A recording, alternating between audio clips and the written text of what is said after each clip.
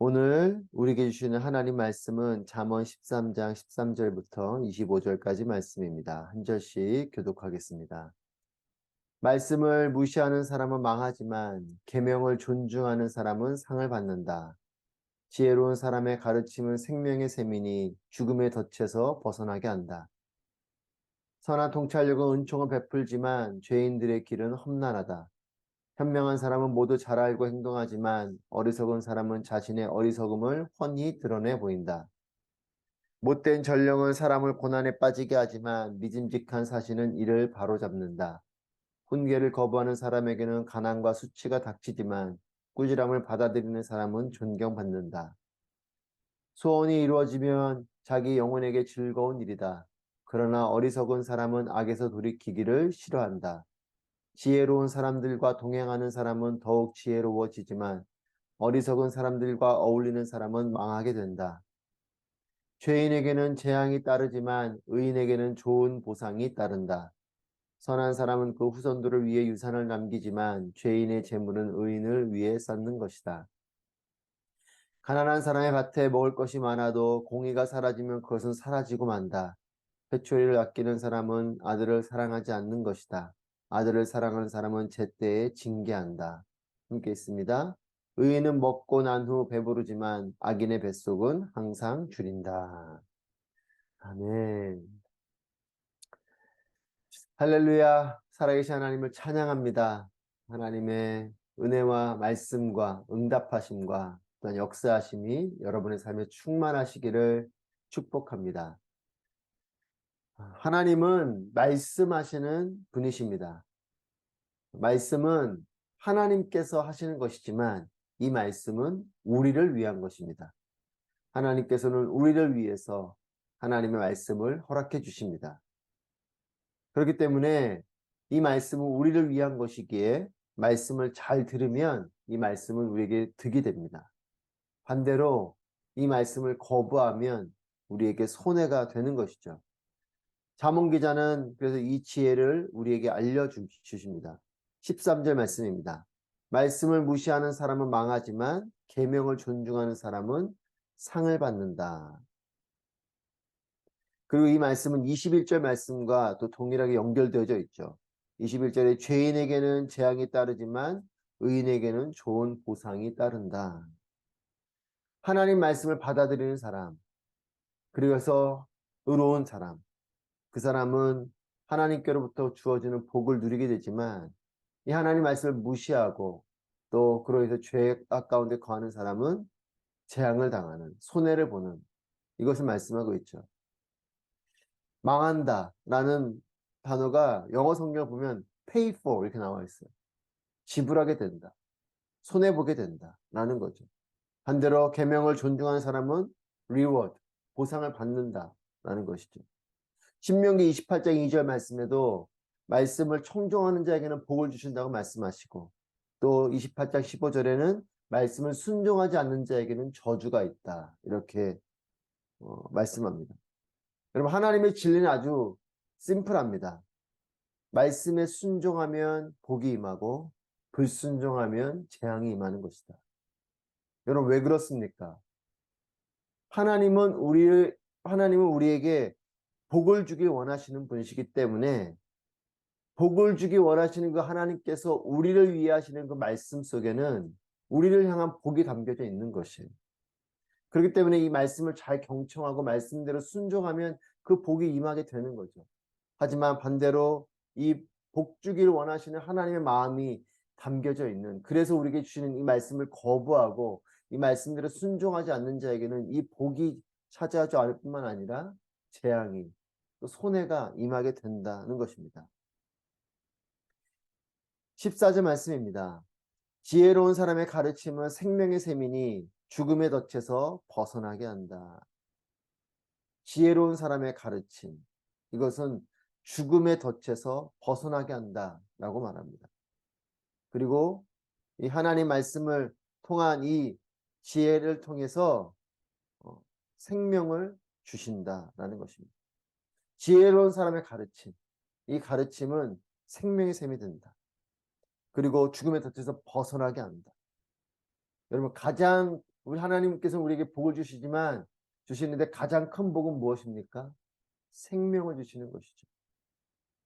여러분, 물질을 주시는 것보다 더 소중한 것은 생명을 주시는 것입니다. 명예를 주는 것보다 더 소중한 것은 생명을 주시는 것이죠. 창조를 통해서 우리에게 생명을 주셨고 구원을 통해서 다시 한 번 더 우리를 영원히 살게 해주신 하나님은 우리에게 생명을 주시는 분이십니다. 광야길을 걸었던 이스라엘 백성에게 주신 하나님의 축복은 만나 메추라기를 베풀어 주시고 생수를 주시고, 여러분 이 모든 것은 무엇을 의미합니까? 그들에게 생명을 주시는 일이었던 것이죠.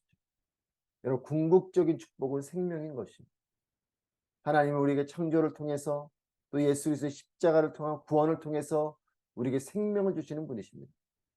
여러분, 그렇기 때문에 지혜로운 사람의 가르침, 즉 하나님 말씀을 통해서 우리에게 주시는 진정한 축복은 생명인 것입니다. 그렇기 때문에 이 생명이 임하면 죽음의 덫에서 벗어나게 하는 것이죠. 구원의 이 진리가, 복음이 우리에게 전해지는 그 일은 죽음의 덫 가운데 있었던, 영원히 죽을 수밖에 없는 우리를 건져주시는, 죽음의 덫에서 벗어나게 해주시는 하나님의 생명의 놀라운 축복이요 은혜인 것입니다.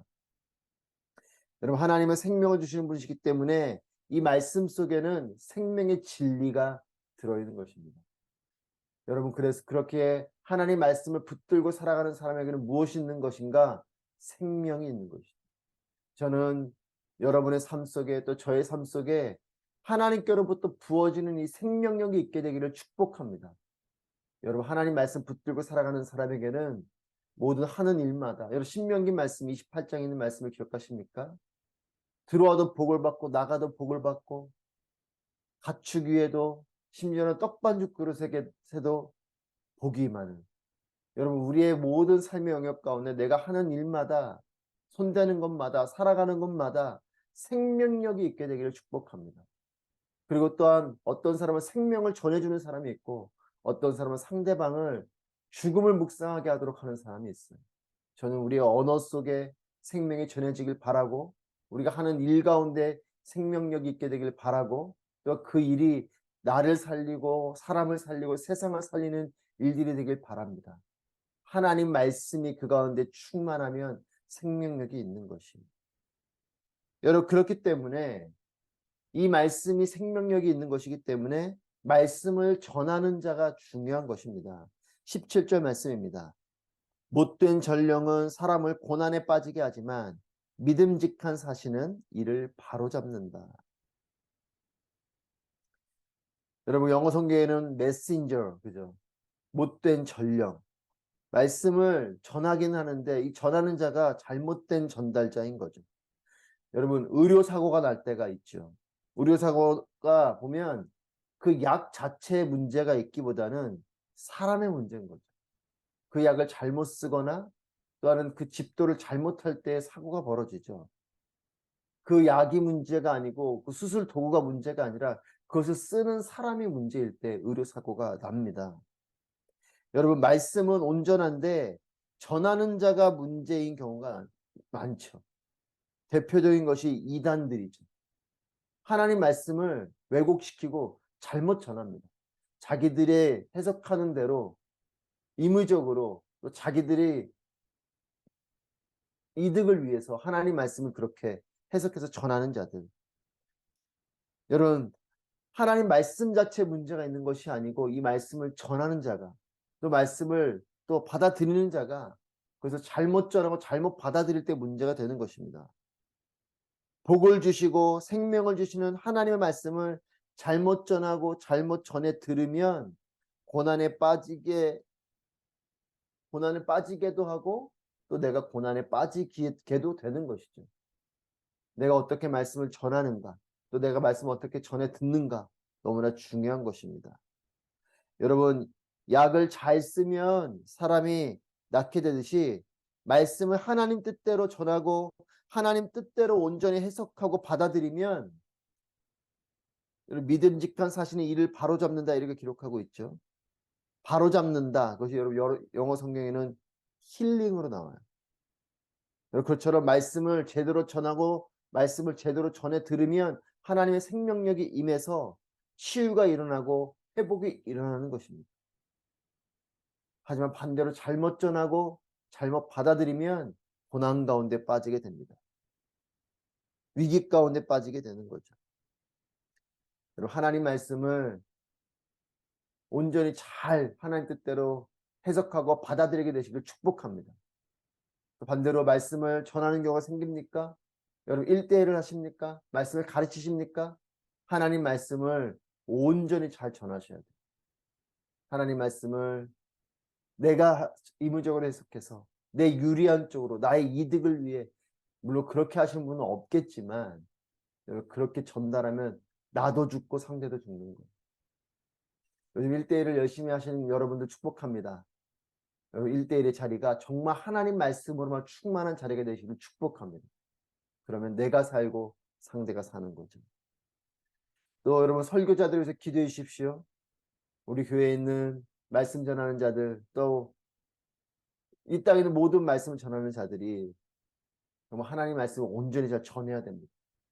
그래야 살아나는 것이, 그래야 바로 잡아지게 되는 것이죠. 하나님의 말씀은 복을 주시고 생명을 주시고 치유를 주시는 것입니다. 말씀이 함께 하시기를 축복합니다. 그리고 말씀대로 살아가게 되시기를 축복합니다. 하나님께로부터 주어지는 복이 임할 것이요, 하나님께서 주시는 생명이 임할 것이요, 치유와 회복이 임하게 될 것입니다. 여러분, 하나님의 이 말씀을 그래서 경청하고 순종하면 우리에게 복이 임하게 되는데, 그것과 함께 또 우리에게 임하게 되는 것은 하나님의 성품을 품게 된다는 것이에요. 말씀 속에는 하나님께서 우리에게 주시는 복도 담겨 있지만 하나님의 마음이 담겨 있습니다. 하나님이 어떤 분이신지를 말씀을 통해 알게 됩니다. 그렇기 때문에 말씀을 경청하고 또 말씀대로 순종하고 말씀대로 살아가면 하나님의 성품이 우리 가운데 임하게 됩니다. 하나님의 대표적인 성품이 무엇입니까? 사랑이죠. 하나님은 사랑이시다 이렇게 표현하지 않습니까? 여러분, 하지만 이 사랑이 진정한 사랑 되게 하는 것이 있어요. 그것이 무엇이냐? 공의입니다. 공의가 바탕이 된 사랑이 진짜 사랑이죠. 사랑만 있는 것이 아니고 이 공의가 바탕이 될 때 이 사랑은 진짜 사랑이 되는 것입니다. 또 공의도 마찬가지죠. 사랑이 바탕이 된 공의가 될 때 이 공의가 진짜 공의가 되는 것입니다. 사랑이 없는 그냥 공의만 강조하는 것은 온전한 공의가 될 수 없어요. 사랑이 전제된 공의가 바탕이 된 사랑, 이것이 진정한 사랑이고 진정한 공의죠. 하나님은 사랑과 공의를 가지고 계신 분이십니다. 그렇기 때문에 이 사랑과 공의가 완전한 균형을 이루고 계신 분이신 것이 어느 한쪽으로도 치우치지 않습니다. 완전한 사랑을 베푸시고 완전한 공의를 베푸시는 것입니다.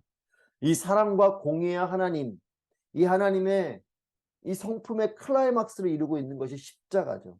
여러분, 십자가는 우리를 향한 하나님의 사랑이 전적으로 담겨 있는 것이면서 죄에 대해서 분명한 심판을 하시는 하나님의 공의가 또 완벽하게 담겨져 있는 것이 십자가죠. 그래서 이 공의로움 때문에 예수 그리스도가 죽으셔야 되는 것이요, 또 하나님의 사랑이 이 일을 우리에게 베풀어 주신 것입니다. 23절 말씀입니다. 가난한 사람의 밭에 먹을 것이 많아도 공의가 사라지면 그것은 사라지고 만다. 여러분, 가난한 자들을 위한 이 긍휼도 공의가 있어야 온전한 것입니다. 24절 말씀에 회초리를 아끼는 것은 아들을 사랑하지 않는 것이다. 아들을 사랑하는 사람은 제때에 징계한다. 회초리와 매가 함께 있는 양육이 되어야 진짜 양육이요, 진짜 사랑이 담겨져 있는 양육입니다. 어떤 사람은 사랑만, 구제와 긍휼만 강조하는 경우가 있어요. 하나님이시면 무한한 사랑을 베풀어 주셔야 되는 거 아닌가? 제가 얼마 전에도 가정 안에서 말씀을 나누는 가운데 저희 자녀가 그런 질문을 하더라고요. 구약 말씀을 보면서 하나님이시면 어떻게 이렇게 무섭게 심판을 하시고 이렇게 징계를 하시냐고 묻더라고요. 그래서 제가 이런 이야기를 해줬습니다. 하나님은 사랑이 많으신 분이시지만 하나님은 분명한 또 공의를 갖고 계시기 때문에 하나님의 심판이 있다. 이런 하나님의 공의로움 가운데 베풀어주는 사랑이 진짜 사랑이다. 여러분, 은혜도 그렇지 않습니까? 우리가 은혜는 당연한 게 아니죠. 당연한 거면 그것은 은혜가 아닙니다. 은혜는 내가 그것을 받을 자격이 없지만 그거를 주시는 그분의 은혜로 받는 것이기 때문에 감사한 거죠. 여러분, 하나님의 사랑을 당연하게 여기면 여러분, 그것은 은혜가 되지 않습니다. 하나님의 공의를 가지고 우리를 심판하시는 그런 분이심에도 불구하고 하나님께서 우리에게 사랑을 베풀어 주실 때 그 사랑이 은혜인 거죠. 사랑만, 구제만 강조하는 경우가 있습니다. 당연히 나를 도와줘야지. 당연히 그렇게 먹을 걸 줘야지. 그것이 아니고 그렇게 되면 이것들은 다 사라져 버릴 때인 것이죠. 그것이 아니고 공의가 있을 때에 가난한 사람들의 밭에 먹을 것이 많은 그들을 향한 이런 사랑이, 이 긍휼이, 이 풍성하게 베풀어지는 이 일이 의미가 있는 것이요. 또 자녀를 향한 양육도 사랑도 사랑이기 때문에 그냥 징계 없이 훈계 없이 사랑만 해주는 것. 여러분, 이것은 진정한 사랑일 수 없습니다. 그것은 오히려 자식을 망치는 일이죠. 사랑을 하되 또한 잘못된 일에 대해서는 징계가 있는, 회초리가 있는, 이럴 때 이것이 진정한 사랑이 되는 것입니다. 여러분, 하나님의 말씀은 을 통해서 우리에게 말씀하신 것은 은혜와 이 심판이 시주가 날출처럼 하나님 말씀 안에는 들어있어요. 하나님 성경 말씀 보시면 하나님의 사랑도 있지만 그거는 공의도 있고 또 하나님의 은혜가 있지만 심판도 있는, 이것이 시주가 날출처럼 있죠. 여러분, 오늘날 우리 신앙의 위기 중 하나는 뭐냐면 은혜와 축복의 말씀에만 귀를 열고 징계와 심판, 권면의 말씀에는 귀를 닫는다는 것입니다. 사랑하는 여러분, 심판의 말씀도 보셔야 됩니다. 하나님의 징계의 말씀도 보셔야 돼요. 내 마음을 찌르게 하는 하나님 말씀에도 우리는 그 말씀을 경청하고 마음으로 품어야 됩니다. 내 귀에 듣기 좋은 말씀, 나한테 내 상황을 헤아려 주는 것 같은 이런 말씀만 보고 그런 말씀만 듣고 성경을 읽다가 내 마음을 흡족하게 해주는 축복의 말씀을 열심히 읽고 징계의 말씀이 나오면 넘겨버리고 또 유튜브를 통해서는 말씀을 듣다가도 내 귀에 듣기 좋은 말씀 듣다가 불편한 말씀 나오면 스킵해버리고 이런 것이 아니고 하나님의 은혜와 이 징계와 이 두 말씀을 같이 봐야 되는 것이에요. 골고루 먹어야 건강해지듯이 하나님의 이 사랑의 말씀과 함께 공의의 말씀도 우리가 봐야 되고 하나님의 은혜의 말씀과 함께 또 하나님의 징계의 말씀, 우리를 때로는 우리의 영적으로 회초리를 때리시는 하나님의 그 말씀도 들어야 되는 것이에요. 그래야 우리가 온전히 성장하는 것입니다.